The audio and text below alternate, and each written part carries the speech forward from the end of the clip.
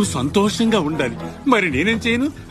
Captain, రాక్షసులు లాంటి మన మనుషుల మధ్య బతకడం కన్నా నా శేష జీవితాన్ని ఈ అడవిలోనే గడపడం ఎంతో మేలు.